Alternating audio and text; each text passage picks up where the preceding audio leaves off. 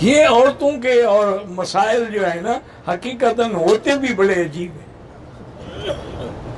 میرے پاس ایک آدمی آیا ہے تو عجیب سا قصہ، لطیفہ ہی سمجھو۔ وہ آگے مجھے کہنے لگا کہ حضرت میری نئی شادی ہوئی ہے، میں نے بڑا پیسہ خرچ کیا ہے، اور لڑکی جو ہے نا اس کی عمر تقریباً 13 سال یا 14 سال ہے، اور وہ مجھے اپنے قریب ہی نہیں آنے دیتی۔ اور میں نے کہا پاگل آدمی، تمہاری عمر کتنا ہے اور ہٹے کٹے 12 سال کی لڑکی سے شادی کرو، بیچاری ڈر کے مارے اس ہاتھی کو کیسے قریب آنے دے۔ انہوں نے کہا جی اب میں کیا کروں طلاق؟ میں نے کہا طلاق نہ دو، تم بیوی کو لے آؤ۔ وہ بیچارہ گیا، بیوی کو لے آیا۔ میں نے اسے کہا، میں نے کہا بیٹی بات سنو، نکاح ہو گیا ہے، اب نکاح میں اس کو حق ہے اپنے حقوق وصول کرنے کا، لیکن ایک بات یاد رکھو، جب میاں بیوی ملتے ہیں نا تو ایک کافر کے مارنے کا ثواب ہوتا ہے۔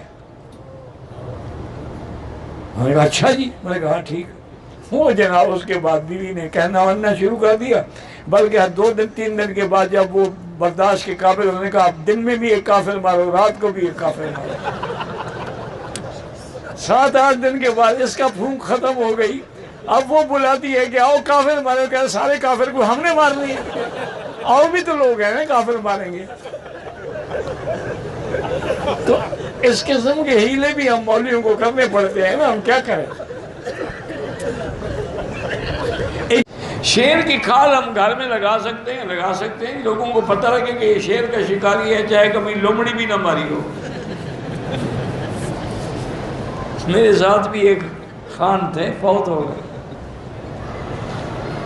وہ مجھے روز ایسے قصے سناتا تھا، اللہ ہدایت دے، اللہ بخشے بیچارے کو۔ میں نے جناب یہ شکار کیا، میں نے جناب یہ شکار کیا۔ میں نے کہا کیا ہوگا یار، بس ٹھیک ہے۔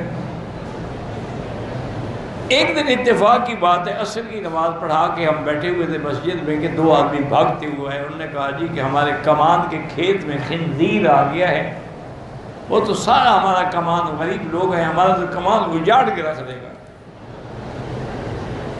اتفاق جو خان صاحب ہی بیٹھے تھے، میں نے کہا جاؤ بھائی تم بھی بندوق لے آؤ، میں بھی لے، چلو خنزیر کو مارتے ہیں۔ وہ بھاگا جناب، اس کا گھر قریب تھا، بندوق لے کے آ گیا۔ میرے پاس بھی الحمدللہ بڑی زبردست قسم کی رائفل تھی، کبھی شوق ہوتا تھا، اب تو میں نے سب لوگوں کو دے دیا، کیونکہ بلوچوں کو اسلحے کا تو بیماری ہے نا۔ ہر اسلحہ الحمدللہ میرے پاس تھا۔ میں جب آیا نا ادھر، پھر میں نے دوستوں کو دے دیا، ان کو لائسنس بھی بنوا دیے اور وہ دے دیا۔ بہرحال ہم وہاں گئے، ادھر سے لوگ، ہم نے کہا بھی ہانکا کرو تاکہ کدھر سے نکلے۔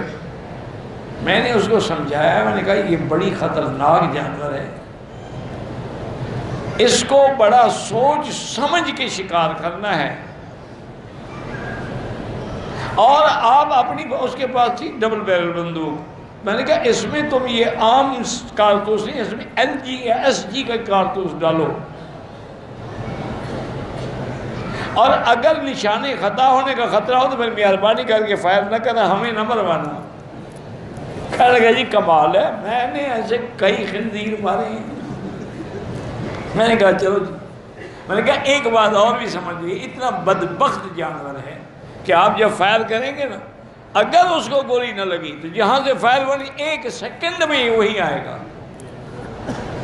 اس لیے عقل والا شکاری وہاں سے ہٹ جاتا ہے، کیونکہ یہ جلدی تو مڑ نہیں سکتا نا، اس کی گردن کو اللہ نے ایسے رکھا ہوا ہے نا، وہ چکر کاٹ کے مڑتا ہے۔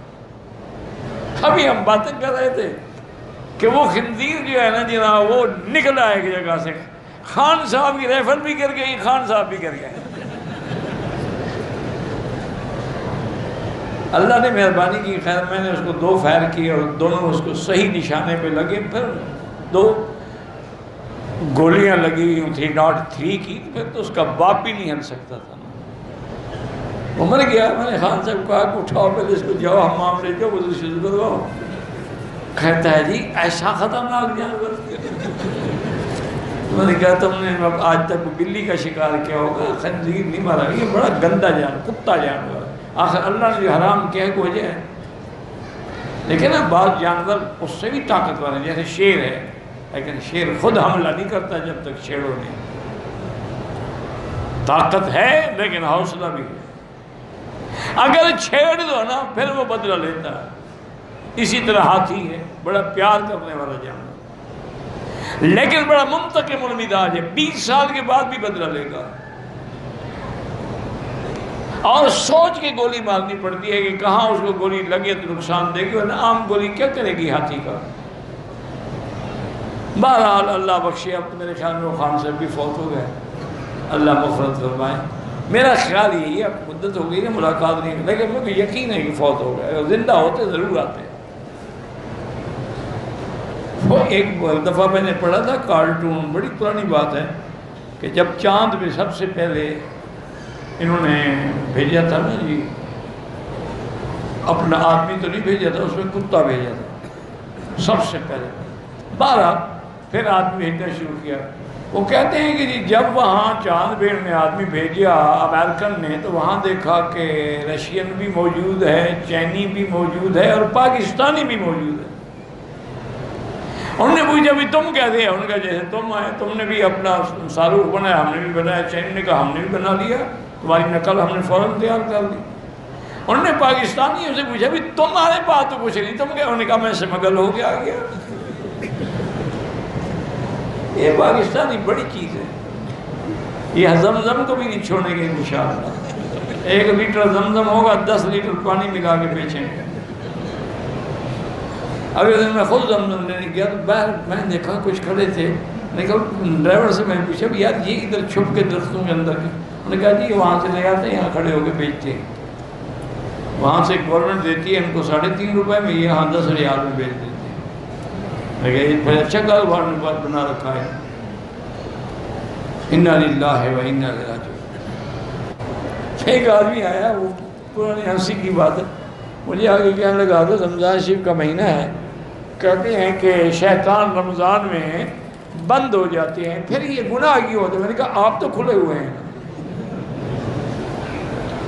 کہتے جی کیا مطلب؟